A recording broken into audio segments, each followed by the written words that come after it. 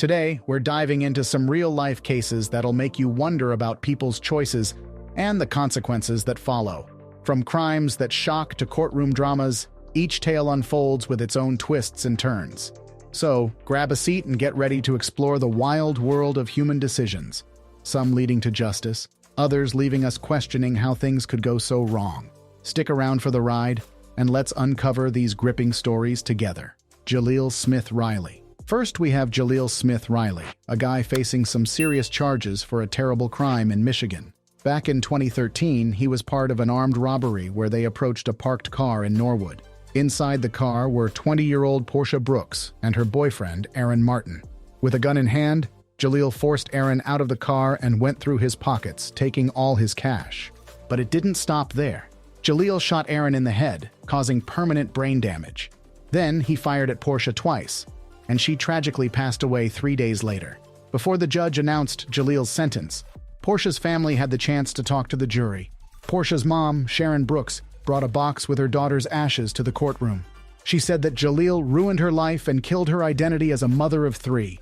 Portia's sister, Tia Marie Brooks, emotionally requested the maximum sentence for Jaleel, saying he should deal with life without parole. Even Aaron, the guy Jaleel shot in the head, spoke up, saying that Portia would always be their angel helping them through tough times. If Jaleel's crime wasn't bad enough, his reaction to the sentence was even more dramatic. Initially pleading guilty to aggravated murder and attempted murder, he later changed his mind against his lawyer's advice. During the hearing, Jaleel apologized, seemingly trying to show some remorse. Despite the tears and apologies, Judge Charles Kubicki, overseeing the case, denied Jaleel's request and sentenced him to life in prison without parole. The 23-year-old is now behind bars, and upon hearing his sentence, he collapsed in the courtroom. Jaleel also got an additional 11 years for another attempted murder charge, TJ Lane. Now, let's talk about TJ Lane, a guy facing some serious charges for a terrible crime in Ohio. Back in 2012, he did something really awful at Chardon High School. On that day, TJ Lane went into the school cafeteria and started shooting. He killed 3 students and hurt 3 others really badly. The whole school was in chaos, and it left a lot of people with emotional pain that will last a long, long time. When the police arrived, Lane was quickly caught and charged with some serious crimes, including murder and attempted murder. But what makes this story even worse is that, during the trial, TJ Lane showed no remorse for what he did. He didn't cooperate with his lawyers, and he even wore a t-shirt with the word killer on it in court. Can you believe that? During the sentencing, he even flipped off the families of the victims. The judge, Judge David Fury, didn't hold back. He called Lane's behavior heinous, unprovoked, and senseless. Lane got 3 life sentences in prison without parole. What's even more shocking is that when he heard his sentence, TJ Lane didn't show any emotion. It's like he didn't care at all. The way Lane behaved and reacted was really disturbing, like something you'd see in a movie. It's hard to understand how someone could do such terrible things without feeling sorry for it. Stay tuned for more stories that make you think about the choices people make and the consequences they face. Ryan Stone. Now, we have Ryan Stone, a guy who got into some serious trouble with the law. He went on a crazy crime spree that was even caught on live TV by helicopters. It all started when Stone stole a car with a little kid inside. He sped away, going up to 100 miles per hour, making the police chase him for more than an hour. During this wild chase, Stone did some really reckless stuff. He took over another car on the highway, throwing the person out before speeding off in the new car. Watch this. He opened the car door at full speed, slammed the brakes, and nearly crashed into another car. Investigators think he was trying to steal another car at that moment. Stone crashed into several cars, hurting a lot of people, and even came close to hitting a cop on the highway. After crashing the stolen car, he tried to run away but got caught by the police. While in jail, Stone was caught on tape bragging to a friend about making the news in the UK and Australia. He even thought he should get paid because news channels used his car chase footage. Can you believe that? When it came to his sentencing hearing, things got emotional. Victims and their families spoke about how Stone's crimes affected their lives. Some talked about getting hurt in the crashes, while others mentioned the emotional pain they went through. Stone also spoke, crying and saying sorry for what he did.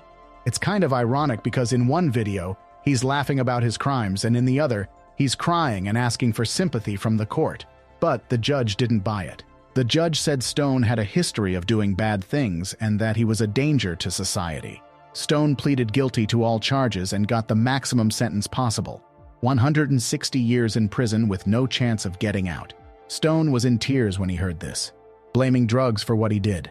It's a tough situation, and despite the apology, the judge didn't go easy on him. Stay tuned for more stories that make you think about the choices people make and the consequences they face.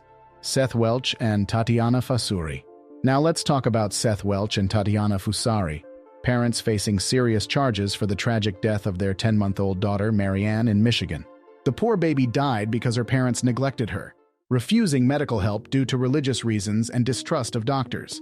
Child Protective Services had been involved with the family since 2014, but things took a terrible turn in 2018 when Marianne died from malnutrition and dehydration.